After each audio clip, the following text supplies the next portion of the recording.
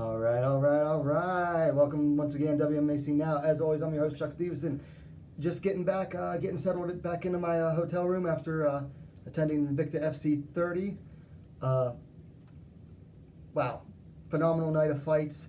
The time of my life.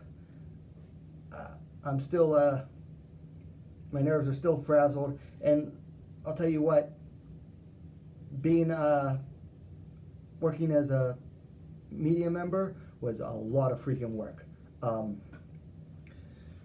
So I'll go over a little bit of my night. So first thing, I walk into the Scottish Rite Temple. I head over to the left to pick up my credentials, and who do I see working the roll call table but Shannon Knapp?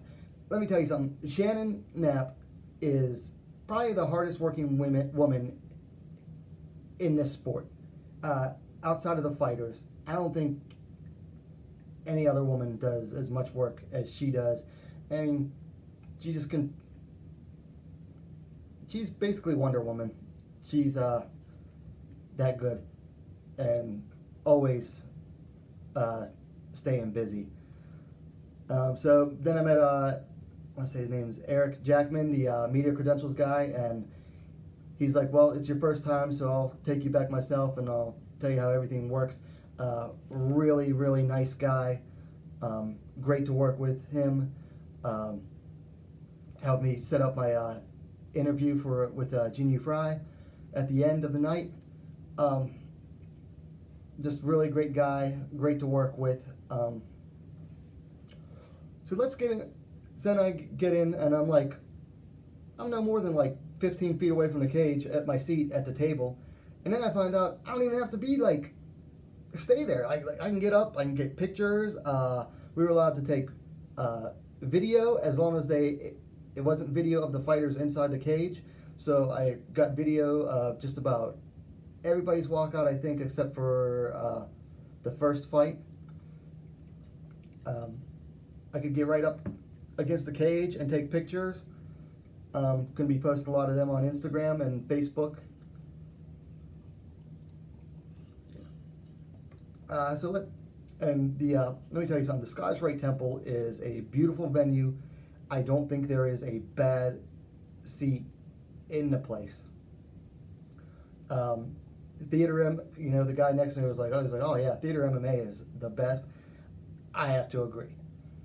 It's the setup there was just so great, and it's a beautiful building.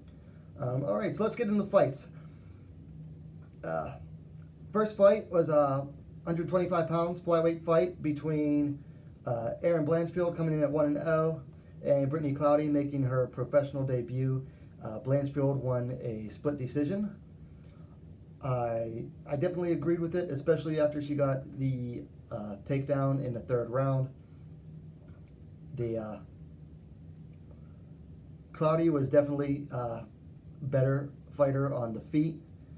She was using her reach really well, but Blanchfield, and she defended well on the ground too. I think Blanchfield was just that much better on the ground, and Blanchfield must have hit like 3 or 4 ankle picks throughout the fight. I mean, it was just every time, boom, ankle pick, ankle pick. It was there. Can't blame her because it was working.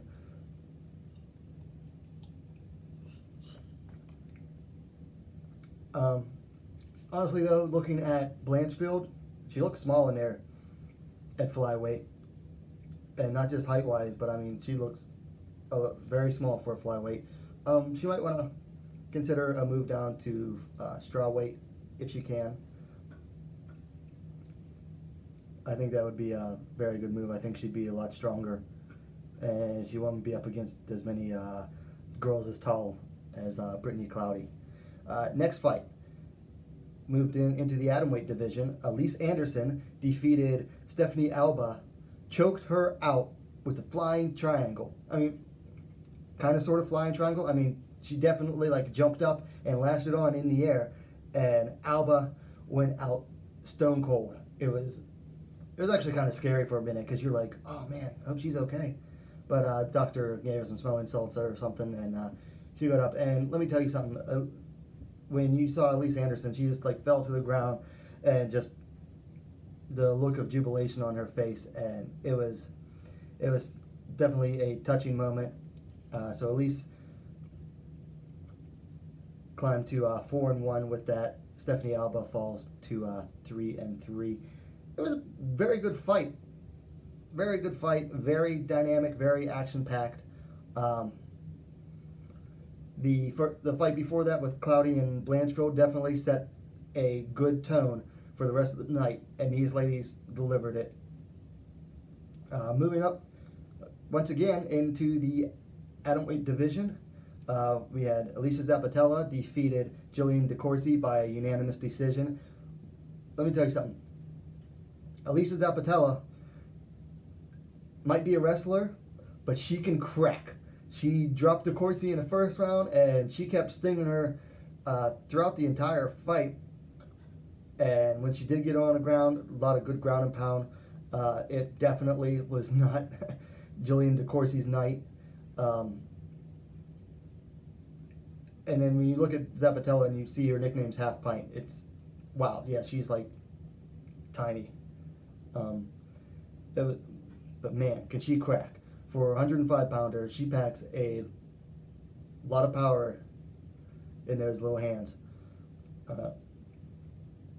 So Zappitella climbs to 4-0. DeCourcy fell to 2-1.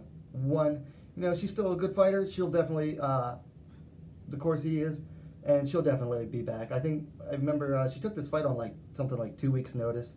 So props to DeCourcy for stepping in.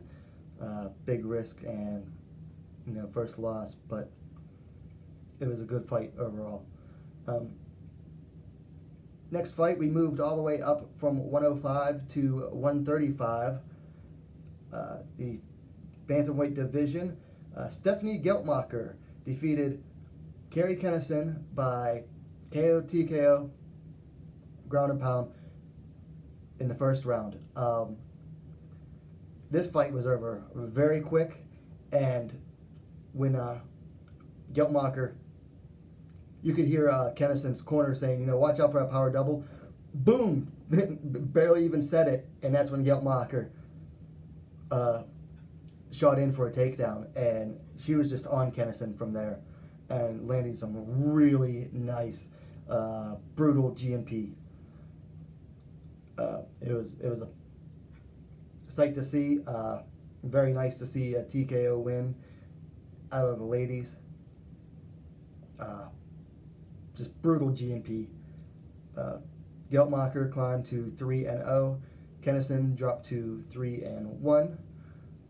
Definitely can't wait to see more of Geltmacher in the future.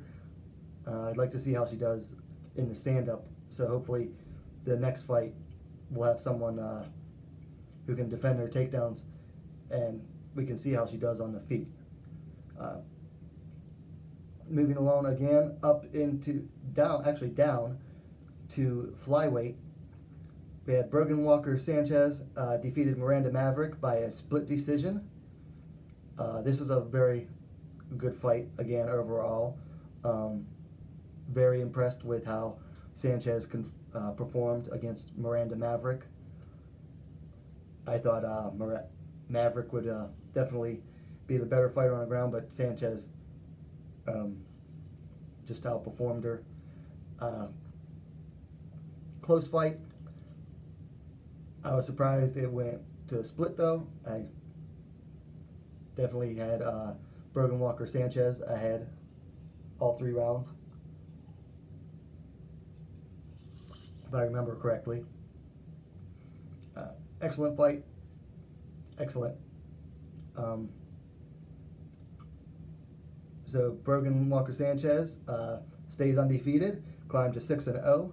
Miranda Maverick suffered her first loss, and she falls to 3-1. Moving further down again, going down to strawweight. I think this was the only strawweight fight.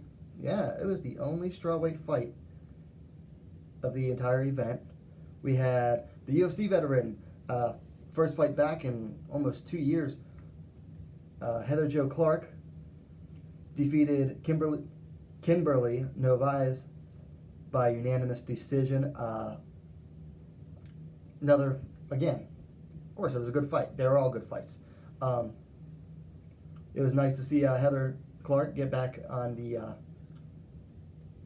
the winning side. I'll admit, very hard. I had to fight very hard to not cheer for her or applaud for her, because that's one of the rules on Impress Row, is that you can't. They don't want you cheering for fighters, and this fight was very hard to cheer for, to not do that. Big fan of Heather Jo Clark. I think she's very inspirational. She definitely talks a lot about the power of self-belief, stuff like that. And it was great to see her get a win, especially after she's been through some rough stuff. Her former coach committed suicide, and she's been going through like a couple different camps and stuff. Great to see her get back in the win column. Congrats, Heather. Moving up into the featherweight division, co-main event of the night, Felicia Spencer defeated Helena Kolesnik by rear naked choke in the second round. Kolesnik did good on the feet, but honestly, I thought when she got taken down in the first round, I was like, well, this is going to be it, because Spencer is way too good on the ground for Kolesnik to be hanging out there. But I was wrong. She made it out of the first round and made it almost 2 minutes in the second round. Felicia Spencer, man, that girl can kick. It was pretty amazing to watch.